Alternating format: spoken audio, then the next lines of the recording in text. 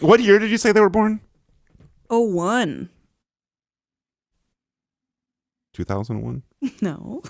Wait, I said this person's name twice already? Yes. 1901? Uh-huh. Wait a minute. It's not, is it?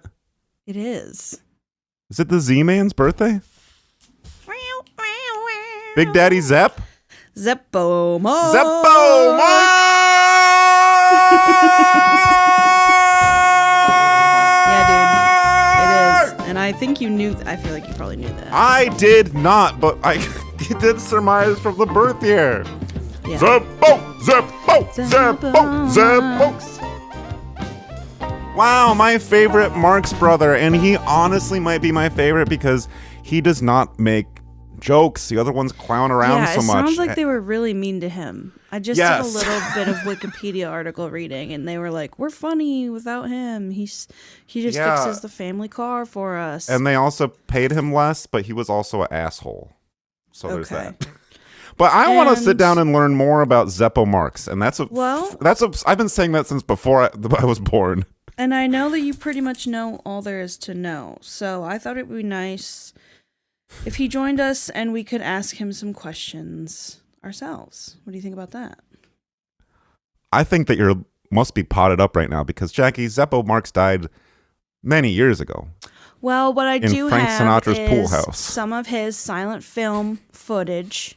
My shit's echoing so It's bad. not- I feel like well, I'm in a... So he was a silent film actor. And he would also do silent interviews as well.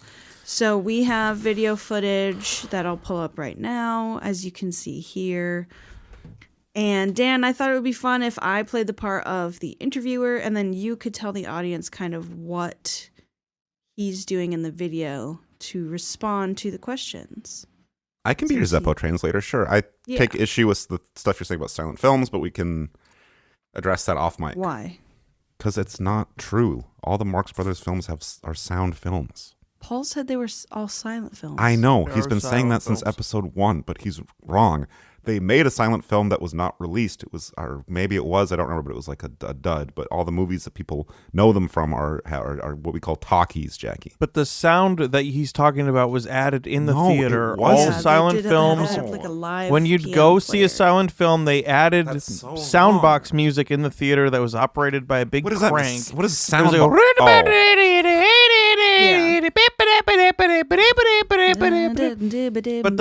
the film had no sound. There were no microphones. Yeah, they didn't have that yet. Bluetooth or 2B. Zeppo, thank you for joining us today. I'd like to start off by asking you about some of your films that you're most known for, including Duck Soup, Monkey Business, and Marm and Clamp. If you were to put what was that last these Marm and Clamp. If you were to put these 3 videos on a spreadsheet, which boxes would they all tick? Okay, he kind of hung his head and looked off screen, and then his brother Groucho ran in and made 100 jokes. Pushed him out of the way and made 100 jokes. Very telling. Yeah. So I guess we'll never know. Zeppo, you had multiple older brothers, Chico, Harpo, Groucho, Gummo, and your uncle, Al. What was that all about? What was it like growing up the youngest, being told you're not funny, having to do all the auto mechanic work on the family car, and just generally ending up turning out to be the asshole brother, not the funny brother? What was that like? That is funny to have someone in your band just because they can fix the car. I wish I had that, dude. It's the only reason I wish I had a dad. Literally. Yeah. Okay. So Zeppo put down his monkey wrench, which is another Marx Brothers movie, Monkey Wrench, and get out from the hood of the car, and he's wearing greased overalls, and he's thinking about the question, but then his brother Harpo runs in and honks 2 bicycle horns right in his ears. And then mimes around for 20 minutes and makes everyone laugh. And he's wearing a top hat as well. Zeppo, in your film Monkey Business, this took place on an ocean liner. That's true. Bound for America. You did now, do there was some 4 research. stowaways hidden in wooden barrels in the ship's cargo hold. What was that all about? Who decided to put the stowaways in there for the film? Were these real stowaways, and were they women, and what did you do to the women? You're a good interviewer. That was a multi-layered question. Zeppo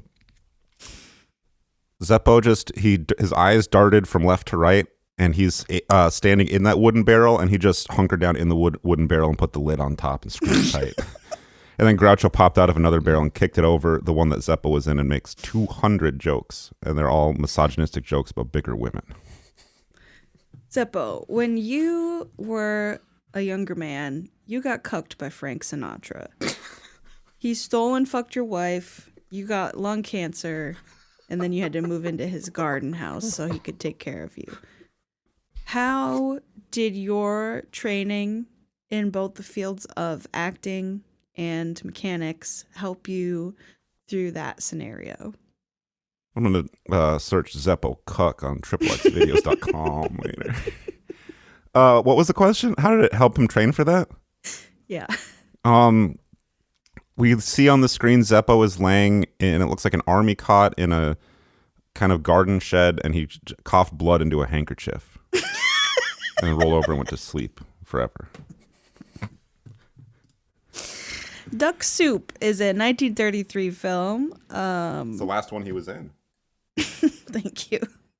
It was. What was it like working with your brothers on this final film, and who makes the best duck soup in your family?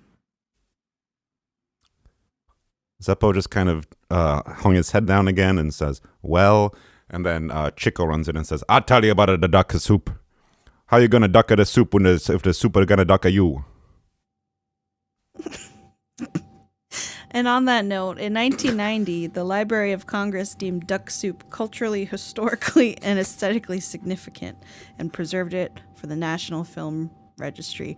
Which scene in Duck Soup do you think really codified that decision? The scene, Zeppo is saying he thinks it's the scene where he is sitting next to his brother Groucho, because he plays the role of Groucho's secretary, and Groucho is standing at a table full of foreign dignitaries giving a speech that is full of puns and malapropisms and over 100 jokes, and Zeppo is sitting next to him taking notes, and you can see him for a few seconds, but the camera just kind of trucks in and leaves him out of the frame for most of the scene. And Zeppo says that's probably the scene that codified that made the Library of Congress want to put that on tape forever so it could be saved on tape and has that shelf in the library where people can know that it's aesthetically significant.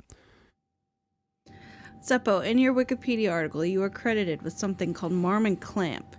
When we follow the hyperlink from Marmon Clamp, that takes us to the article for the Marmon Clamp, which is a heavy-duty band clamp that allows 2 cylindrical objects to be clamped together end to end with a ring clamp. Is your band on bland? Oh shit! You know what I was trying to say. Band clamp. Sorry, too much fried fish for breakfast. Did you invent this? You ever get tongue-tied because you eat too much fried fish? The Marmon Clamp was first produced by Herbert Marx, best known by his stage name Zeppo Marx. So you invented the Marmon Clamp. Is that the question? U.S. military used Marmon clamps to transport the atomic bombs used at the end of the Second World War. Does that make you responsible for what happened in World War II? For once, he's speaking up loud and proud and says, yes, sir. And I would do it all over again. And then he says some things about the Japanese people that I'm not going to repeat. All right, Zeppo, thank you for joining us today posthumously. And thank you for the Marmon Clamp. And then Jackie just got shoved out of the way by Groucho Marx, and he made 500 jokes into the microphone. And Groucho Marx is now the new co-host of the Happy Birthday Podcast with me, Dan, and Donald Trump. We're joined today by Dan. Ever since we started this damn comedy show, I have been dreaming of the day we would celebrate not just the death, but the birth of Zeppo Marx.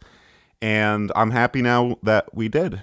And I'm not joking when I say that I think he's my favorite member of that troupe, because the other ones are just joking around, miming around, making puns, wearing weird costumes.